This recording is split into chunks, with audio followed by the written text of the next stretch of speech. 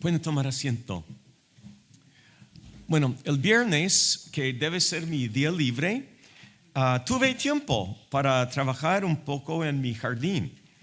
Descubrí que los tulipanes ya están emergiendo. ¡Oh, no!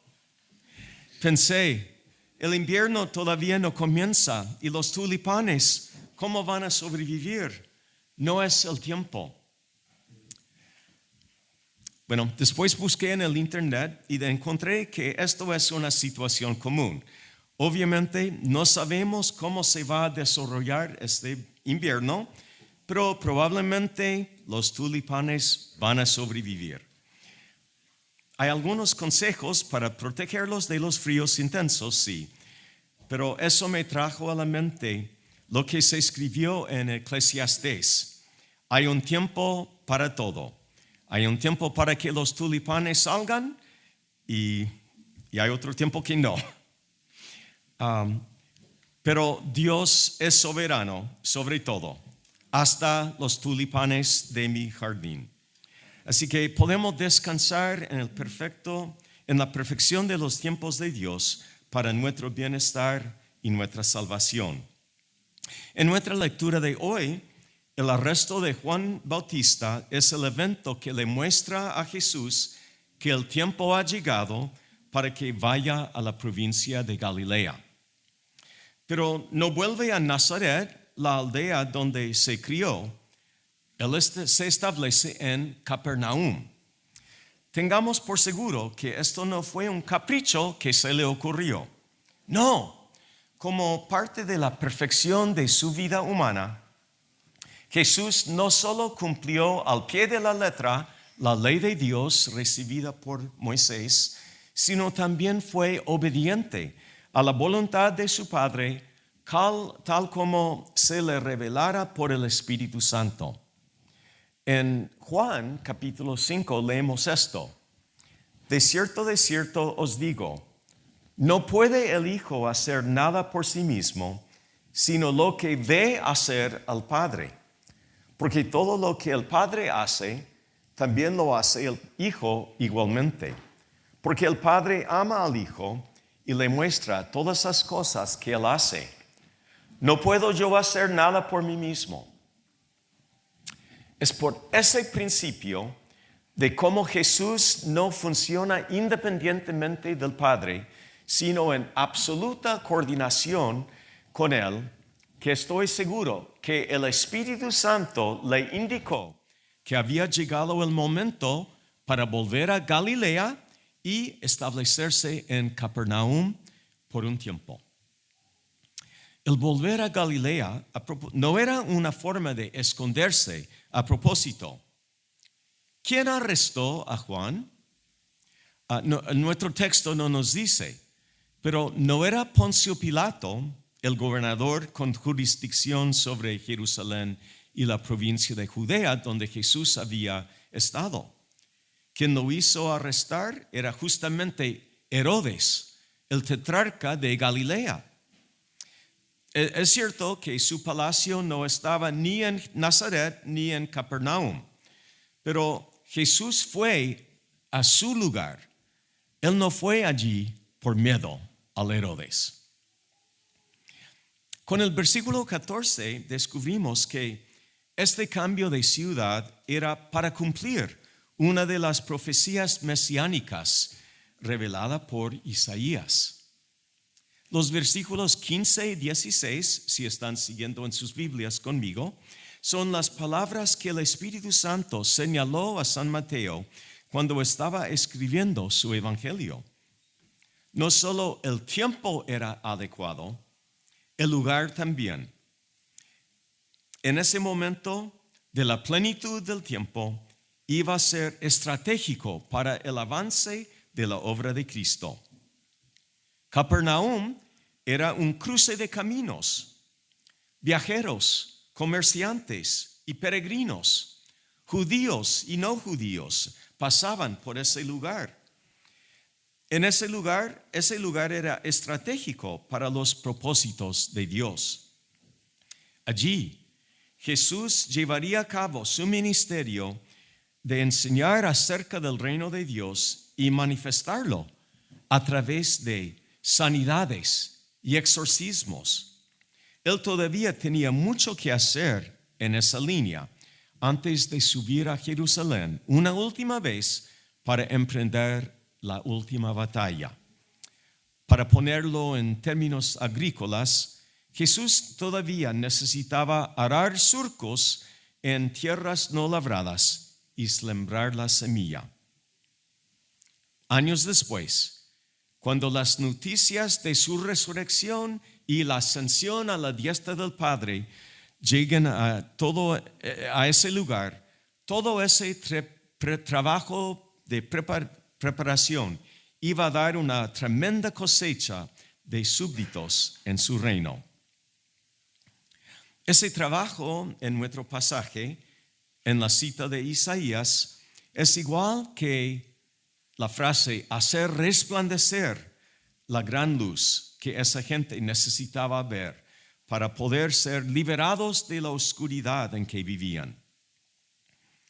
La luz es un gran tema en la Biblia, desde Génesis hasta Apocalipsis. Descubrimos en la Biblia que Dios es luz. Con el Salmo 27:1 cantamos: el Señor es mi luz y mi salvación. Y Juan 1:15 dice: Dios es luz.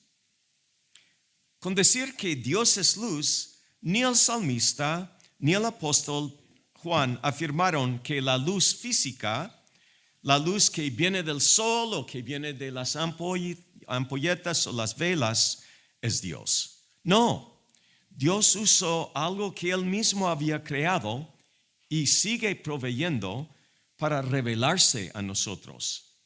Lo que la luz es para nuestra vida terrenal, Dios lo es para nuestra vida espiritual. Al pueblo asentado en tinieblas de la tierra de Zabulón y de la tierra de Neftalí, no les faltó la luz del sol. Ellos disfrutaban esa bendición igual que todos los demás pueblos del planeta. Sus tinieblas no eran algo físico, eran espiritual. Les resplandeció la luz cuando Jesús comenzó a vivir entre ellos. Vieron las obras de Dios, escucharon las palabras de Dios, como dice Proverbios 6:23, porque el mandamiento es lámpara y la enseñanza es luz. El resplandor de la luz puede provocar distintas reacciones. Cuando tengo que manejar el auto en la noche, es un gran alivio cuando comienzan las alboradas. Muchos pueblos alrededor del mundo tienen celebraciones cuando se nota que los días han comenzado a alargarse y el sol está regresando. Algunos aquí celebrarán Huechipantu. Tenemos hermanos anglicanos del pueblo originario del Ártico, los Inuit, que tienen también celebraciones cuando el sol vuelve. Pero donde ellos viven, el sol desaparece desde el 18 de noviembre hasta el 22 o 23 de enero, dependiendo del año. Como sus antepasados, celebran el retorno del sol, porque significa que viene el tiempo cuando las intensas heladas van a disipar y va a ser más fácil cazar y pescar. La luz se recibe con gozo. Pero también hay reacciones negativas a la luz. Incluso cuando el sol recién sale, me gustaba cuando las alboradas llegaban. Pero en el momento cuando el sol sube arriba del horizonte, me encandila. Eso no me gusta. El brillo es demasiado. Pero también me hace pensar del departamento donde Heidi y yo vivimos el primer año cuando llegamos a Chile. Llegando al departamento y encendiendo la luz de la cocina, no quieren imaginar que encontramos en el piso cucarachas. Y no les gustaba la luz. Cuando prendimos la luz, se escabullían para volver a sus escondites. Y como las cucarachas, hay muchos seres humanos que se esconden de la luz. Y por si acaso se preguntan, sí, contactamos a un servicio de control de plagas. La verdad es que no queríamos convivir con esas cucarachas. Pero así era cuando Jesús comenzó a esparcir la luz entre el pueblo de Capernaum y esa región. Algunos respondieron con gozo, aunque en algún momento fueran encandilados por el resplandor. Otros rechazaron la luz, prefirieron su vida envuelta en la oscuridad, como cucarachas. La prédica de Jesús, el brillo de la luz, tenía dos elementos en nuestro pasaje de hoy: un llamado al arrepentimiento y una proclamación de buenas nuevas. El reino de los cielos se ha acercado. El arrepentimiento es un tema que probablemente la mayoría de ustedes ha escuchado muchas veces. Básicamente, en todos nuestros cultos incluimos un elemento de arrepentirnos. Y debido al continuo uso de la liturgia, la forma de servicio, lo más probable es que en sus oraciones privadas también incluyen un tiempo de autoexamen y confesión. Esto no es nada nuevo. Nuestros reformadores del siglo XVI mantuvieron la práctica universal del llamado al arrepentimiento como parte del culto, tal como se había practicado desde el tiempo de los apóstoles. Encontré esta descripción desde la perspectiva de la ortodoxia oriental. Y van a ver que todos los cristianos tenemos un pensamiento similar. Esto es lo que encontré. La confesión no es un acto formal, habitual, para estar seguros, forzado o no preparado, nacido de un deber u obligación aislado o solo para alivio psicológico. La confesión siempre debe combinarse con el arrepentimiento. Un santo anciano solía decir: muchos confiesan, pero pocos se arrepienten. El arrepentimiento es un proceso voluntario y cultivado internamente de contrición y dolor por habernos distanciado de Dios a través del pecado. El arrepentimiento significa un cambio de nuestros pensamientos, en nuestra mentalidad. Es un giro de dirección, es un injerto de moralidad y un aborrecimiento al pecado. El arrepentimiento también significa amor por la virtud y la benevolencia. Es el deseo, la voluntad entusiasta y la fuerte disposición a volver a unirse a Cristo por la gracia del Espíritu Santo Todopoderoso. El arrepentimiento comienza en lo más profundo del corazón. Es bueno reflexionar. A veces llegamos a la iglesia y simplemente decimos nuestra confesión general de pecado. Pero verdaderamente lo hacemos con una actitud de arrepentimiento. Bueno, para una persona, este arrepentimiento es la llave que abre la puerta al reino de los cielos. El reino de los cielos está cerca de todos. Dios reina En un sentido, no tiene la mayor importancia cuál es la actitud del ser humano. Dios está sentado firmemente sobre el trono y Él es el Todopoderoso.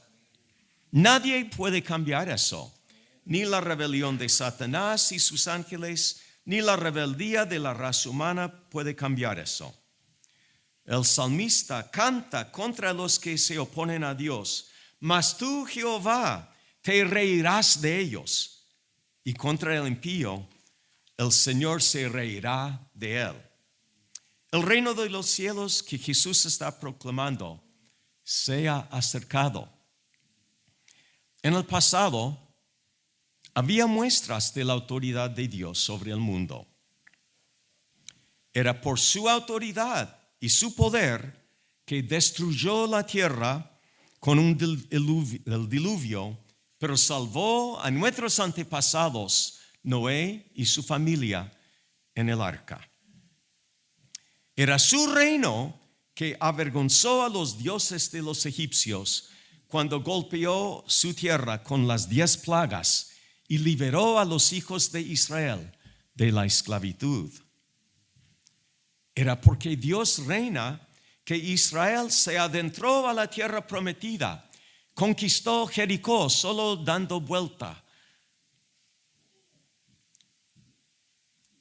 También era porque Dios reina que castigó a su propio pueblo por sus rebeliones y los dispersó entre las naciones. Y después era porque Dios reina que los reyes de Persia permitieron a los exiliados volver a su tierra y construir el templo y los muros de Jerusalén. Dios hizo todo eso y mucho más. Esos son solo algunos ejemplos del reino de Dios. Pero el pueblo llevaba un sentimiento, una convicción, un anhelo profético que habría algo más glorioso, algo más completo, más sólido, más seguro, una manifestación eterna y absoluta del reino de los cielos. También entendían que coincidiría con la llegada del Mesías. El pueblo quizás no lo entendía del todo bien, pero entendía algo. Con Jesús llegó el comienzo de la manifestación de esa etapa del reino. Dios caminaba con su pueblo. El cielo y la tierra se juntaban en Jesús. La santidad de Dios impactaba el mundo. Limpiaba a los leprosos, liberaba a los endemoniados, restauraba la salud a los cuerpos estragados por la enfermedad, calmaba tormentas, alimentaba a muchos con poco, o sea, rompía el poder de la hambre, daba esperanza en medio de la opresión, traía la luz donde reinaba la oscuridad, infundía el amor, la paz y la gracia en reemplazo de las equivocaciones de muchos líderes religiosos. El reino de Dios se había acercado. Bueno, nosotros vamos a celebrar la Santa Cena y recordar que Jesús vino por más que repartir unos milagros y unas enseñanzas para aliviar un poco la carga pesada que llevaba la gente. Vino para eso, pero vino para llevar a cabo una batalla decisiva para la redención del mundo, de todo que es oscuro y que ataca a la humanidad. Su táctica era la perfecta obediencia a su Padre por la fe.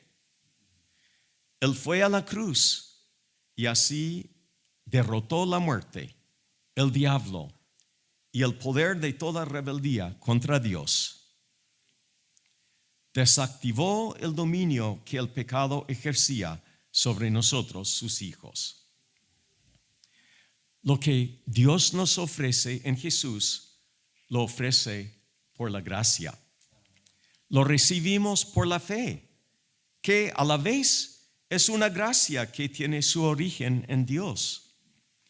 Si respondemos a su luz y nos arrepentimos, es por su gracia. Hay un arrepentimiento inicial cuando por primera vez entendemos cómo hemos ofendido a Dios. Pero si estamos madurando espiritualmente, el arrepentimiento va a ser continuo, porque su luz va a seguir penetrando los oscuros rincones más recónditos de nuestra alma. Esto es una manifestación del reino de los cielos en nosotros, el continuo arrepentimiento. Todos los días oramos el Padre Nuestro y pedimos, venga tu reino. Tengamos por cierto que Dios concede esa petición, tanto ahora como la concederá plenamente en la segunda venida de Cristo. Hoy vamos a participar de la Santa Comunión. Si participamos recta y debidamente, dignamente, Dios va a utilizar estos elementos, este sacramento, para obrar en nosotros, avivar, fortalecer y confirmar nuestra fe.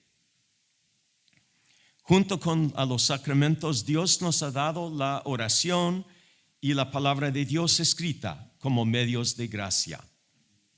Hay muchos otros medios de gracia, esos son algunos de los principales. El propósito de todo medio de gracia es que el reino de los cielos se experimente para animarnos y fortalecernos hasta el día en que el reino se manifieste completamente. Ya en los avisos, el trabajo en Pucón, la colecta de los alimentos para proclamar con hechos el reino de Dios, con las oraciones, con los himnos. Esto ya se ha proclamado de muchas formas. Estamos esperando la plenitud del reino. Pero como el reino se había acercado a la gente de Capernaum, cuando Jesús estaba, el reino se acerca a nuestros vecinos y nuestras familias, en nosotros. No somos el perfecto imagen y semejanza de Jesús, pero Él vive en nosotros por medio de su Espíritu Santo. Somos sus agentes, somos sus herramientas. Nosotros somos pequeños Cristos en este mundo. Y créanlo o no, Él nos utiliza para expandir su reino. Sí, nosotros con nuestras flaquezas y nuestros pecados. Si Dios está en nosotros, Él supera toda esa debilidad. Es una buena noticia. Así que, hermanos, sigamos proclamando con palabra y con acciones que el reino de Dios se acerca. Está, pero viene en plenitud. Entonces oremos. Padre, gracias por lo que estás haciendo, lo que comenzaste en Jesús y cómo eso se está aplicando hoy en día. Hemos cantado y orado varias veces en este culto. Ayúdanos, Señor, a tomar esa verdad y hacerla nuestra. En el nombre de Jesús. Amén.